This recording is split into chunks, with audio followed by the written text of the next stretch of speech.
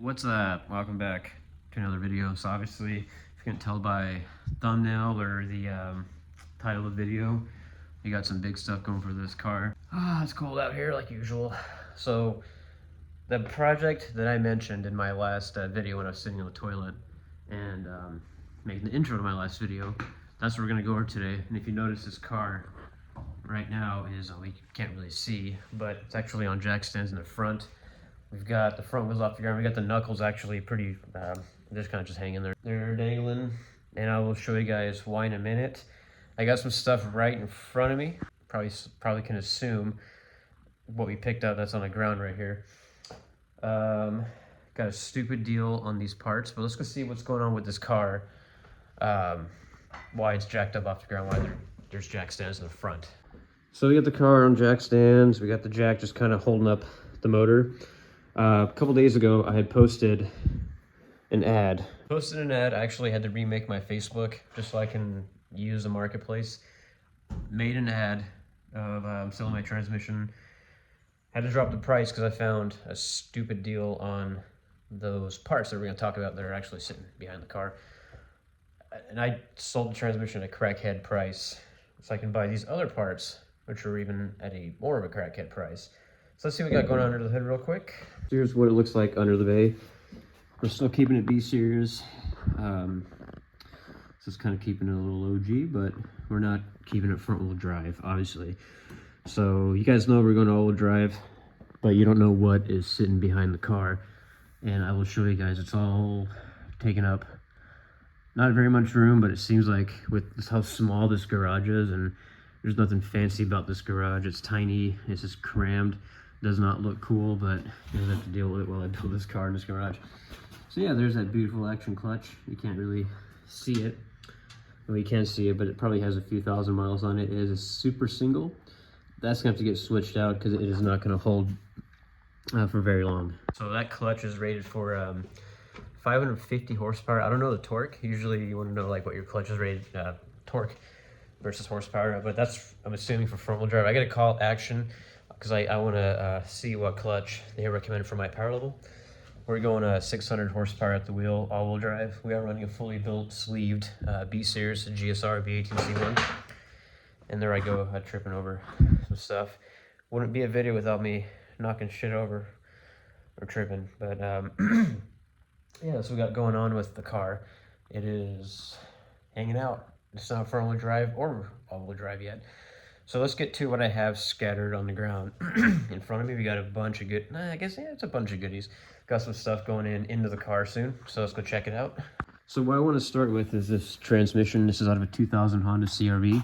This is the one you want because the transfer case is different. It is stamped. You won't be able to see, but the stamp is PEP. That's what the stamp is underneath the transfer case.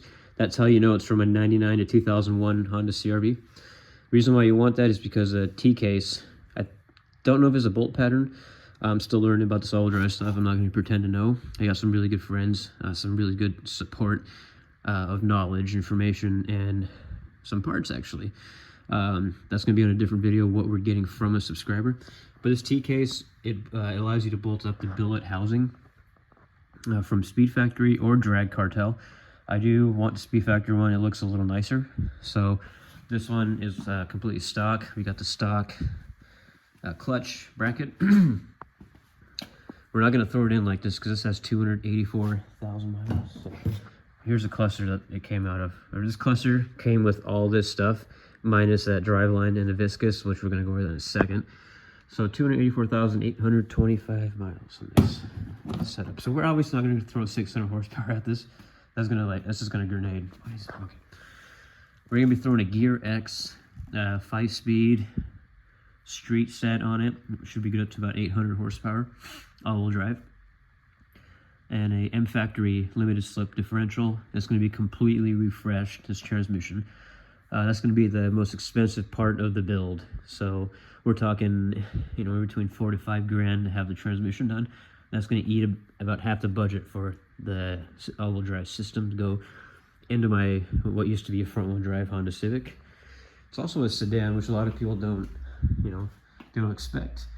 But the sedan kind of grew on me, so I really love the way the four-door EGs look. And yeah, so next we have the differential from also 2000 CRV. It actually is from the same CRV. Why? Sorry, my camera's not focusing. From the same CRV as the transmission came out of. This is complete stock, which if you guys know all-wheel drive Hondas, if you're not using the Wagavan diff, which in this case we're not, you have to install the S1, not necessarily S1. I don't know if any other companies make it, but you got to install the locking plates. So we have the power almost instantly, because I believe these run off of like a pump, and you got to build the pressure, and then you start getting rear power, and we don't want that. We kind of want it like on the fly, pretty much. Next, we got the matching shifter box and the cables that came out of the same CRV. This is going to be, I'm going to be using this because we're on a budget. We're going to be using just the eBay or PLM or whatever mounting base plate for this. And I think the stock box is going to be perfect for this. You know, it's doesn't look that bad. So we're going to be running the stock CRV box from the 2000 Honda CRV. We just have a clutch shield and miscellaneous hardware, the bushings for the shifter. Now this right here is very important. Obviously, it is your drive shaft. This is from a Freelander, I think like 02 to 06 Range Rover, Land Rover, Freelander, whatever the hell. This is what we're after, the viscous coupler from that Freelander. So yeah, that's it. We're gonna be using aluminum carrier bearings.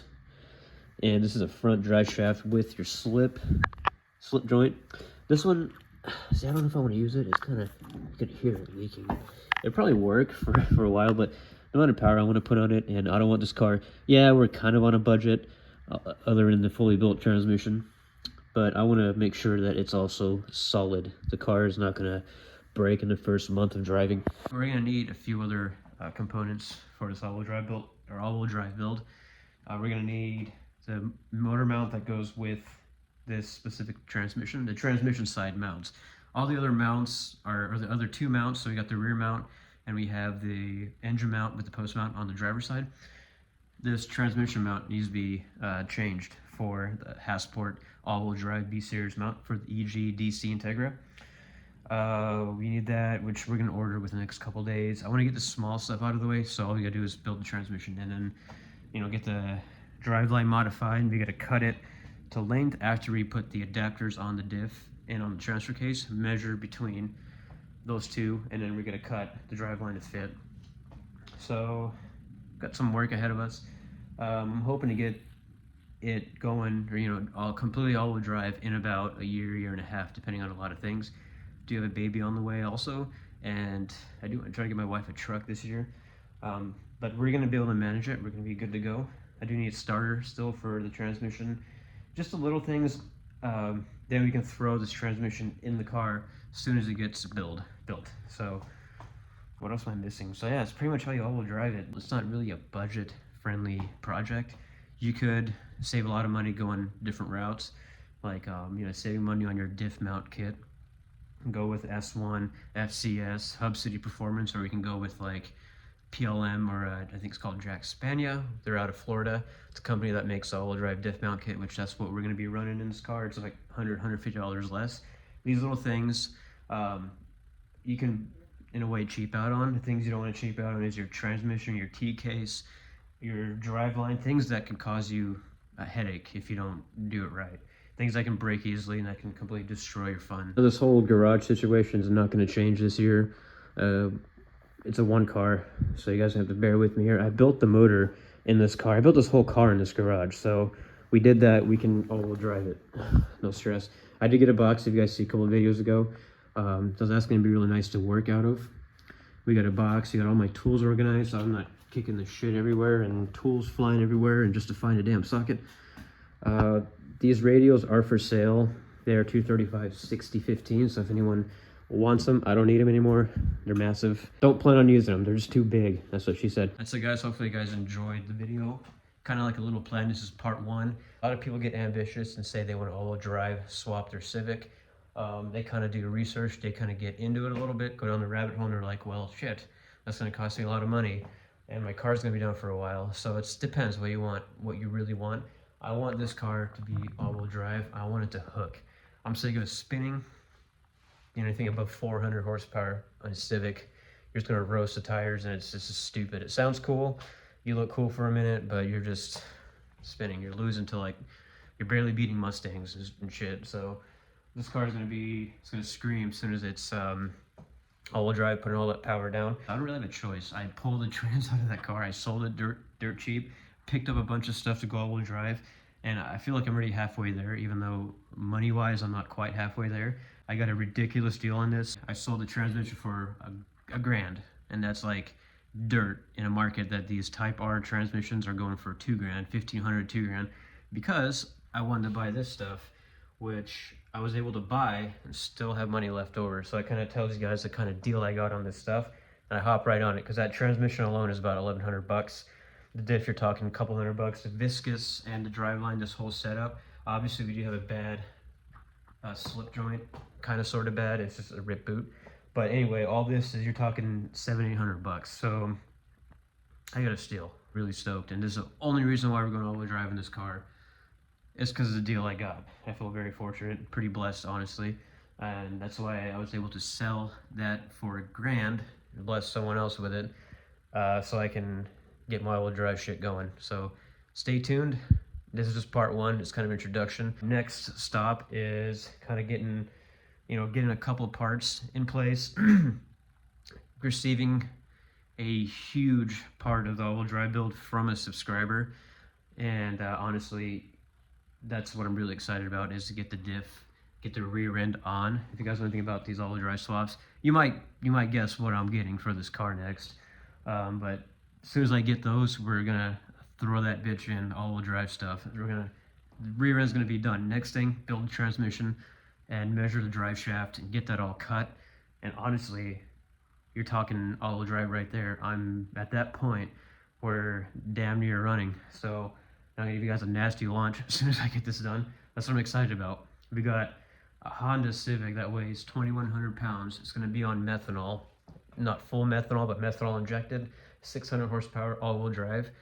And what else can you ask for? 62, 66 turbo, so we do have a quick spooling turbo, but it's gonna be beautiful with this all-wheel drive stuff. And that's pretty much it. So thank you guys for tuning in. Go ahead and subscribe to watch this full build. Someone like me, a beginner with all-wheel drive. I've been building Hondas for 12 years.